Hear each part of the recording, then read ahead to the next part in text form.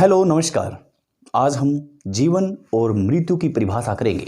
आज हम जीवन और मृत्यु के बारे में जानेंगे। मृत्यु कोई शब्द नहीं है, बल्कि मृत्यु हमारे सनातन धर्म के अनुसार एक देवी है, जो कि इंसान के अंतिम समय में वो देवी प्रकट होती है, यानी कि मृत्यु। जीवन और मृत्यु का जहाँ तक खेल है, वहाँ तक मृत्यु की 101 परिभाषाएं बताई गई है और वहाँ पर मृत्यु को 8 विभाजन में या 8 भागों में बांटा गया है, जिसका मुख्य कारण है जो कुछ बता देता हूँ मैं। एक्सीडेंट, दुर्घटना, आघात, चिंता और बीमारी, ये सब चीज़ें हैं, और बुढ़ापा, ऐसी चीज़ें हैं ये सब जो कि मृत्यु से अवगत हमें कराती है।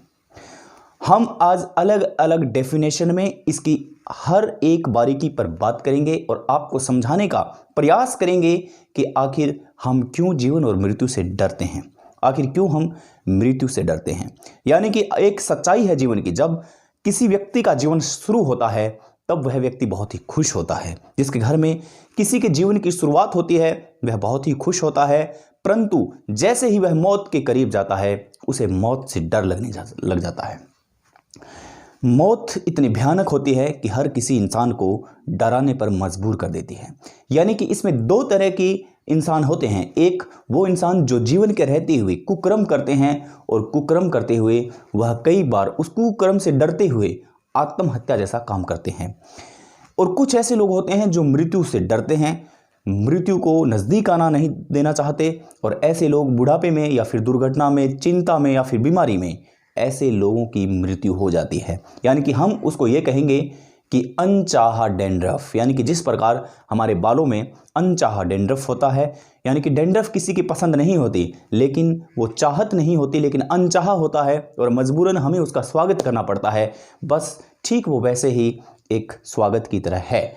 यानी कि मृत्यु भी एक ऐसा ही संसाधन है, एक ऐसा शब्द है, एक ऐसी देवी है जिसको हर इंसान को उस मृत्यु शब्द से गुजरना पड़ेगा। यानी कि मृत्यु एक ऐसा शब्द है जो अपने आप में इंसान के रोंगटे खड़ा कर देता है।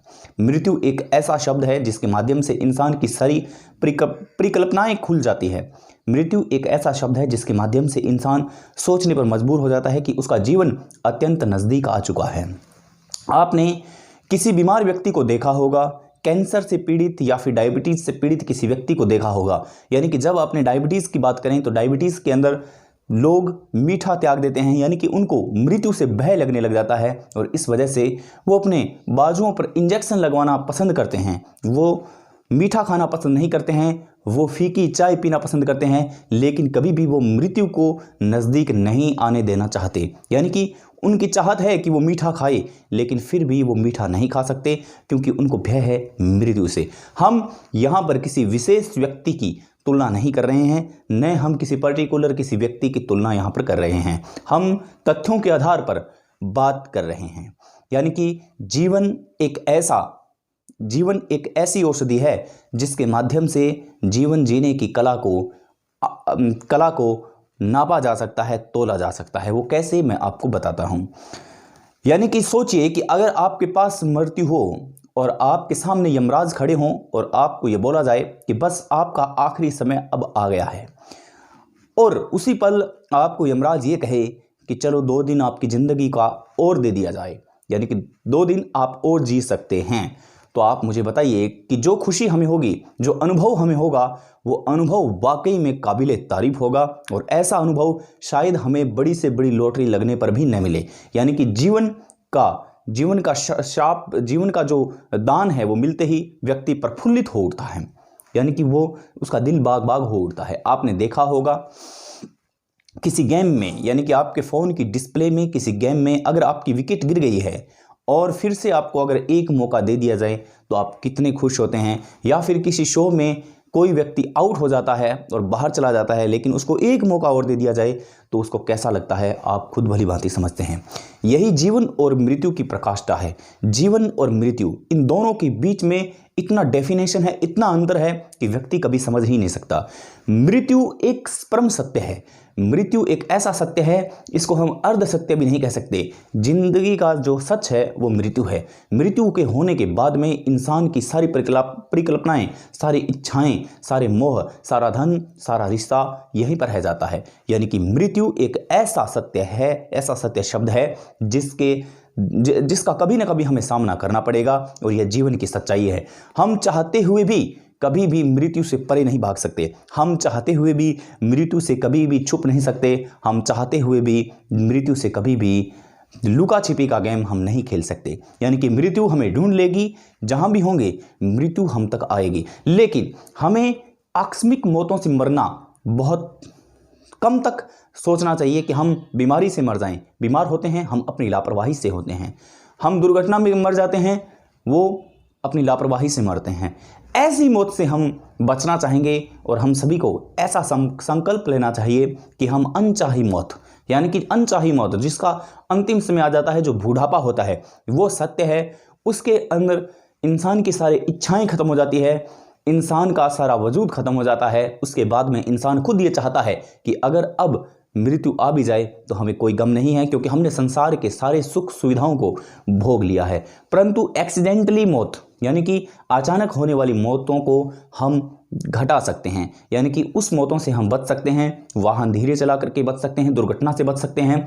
हम ऐसा खान पान करें जिसके माध्यम से हम बीमारी से बच सकते हैं, ऐसा हम काम कर सकते हैं। लेकिन हम बुढ़ापे से कभी भी नहीं बच सकते। बुढ़ापा आएगा, और बुढ़ापा आएगा उस दिन हमें मौत को गले लगाना होगा। लेकिन बुढ़ापे तक पहुंचने से पहले क्या हम अपने तजुर्बे को, क्या हम अपने एक्सपीरियंस को शेयर कर सकते हैं? क्या हम अपने आप को बचा सकते हैं? क्या हम कुछ ऐसा काम करके जा सकते हैं इस दुनिया में कि दुनिया याद रखे? एक यकीन मानिए, इंसान दो तरह के होते हैं इस दुनिया में। एक बुरा काम करके कुख्यात हो जाता है, और एक अच्छा काम करके विख्यात हो जाता है। कुख्यात और विख्यात में जो डिफरेंट है, इन दोनों शब्दों के बीच में जो अंतर है, जो डिफरेंट है, उसकी अगर हमने कभी तुलना की तो हम अच्छा काम करके जाएंगे, और ऐसा काम करके जाएंगे कि दुनिया हमें पूरी तरह से याद रखेगी, यानी कि कभी हमारी चर्चा करेगी। और वही मृत्यु सबसे आसान मृत्यु होगी, क्योंकि हम बुढ़ापे में सारी सुख सुविधाओं को भोग करके जाएंगे, बुढ़ापे के अंदर सब कुछ करके जाएंगे, लेकिन हम एक्सीडेंटली मौत का शिकार नहीं बनेंगे। ये मृत्यु की एक सच्चाई है। मृत्यु एक शब्द नहीं बल्कि एक देवी है। सनातन धर्म के अनुसार यह एक देवी है।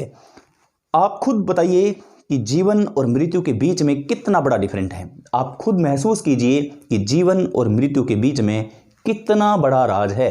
अगर आप डूब रहे हैं, पानी के अंदर डूब रहे हैं, और आपको अपनी मृत्यु नज़दीक दिखाई दे रही है, लेकिन फिर ही अगर आपको वहां पर कोई बचाने वाला आए और आपको उस पानी से बाहर निकाल दे, तो आपको कैसा लगेगा?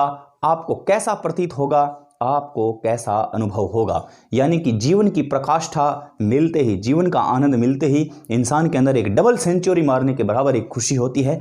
और ऐसी खुशी होती है जो इंसान अपने जीवन में कभी भी अनुभूति नहीं करता। चाहे लॉटरी लग जाए, खाने के लिए व्यंजन मिल जाए, या फिर दौड़ने के लिए ट्रेन मिल जाए, उड़ने के लिए हेलीकॉप्टर मिल जाए, ऐसा सुख कभी नहीं मिलेगा जैसा सुख जीवन मिलने पर मिलता है। हम जीवन को दो तरीके से जी सकते हैं। एक वो जीवन जो हमें कुख्यात की तरफ ले जाता है, एक दूसरा वो जीवन जो हमें विख्यात की तरफ ले जाता है।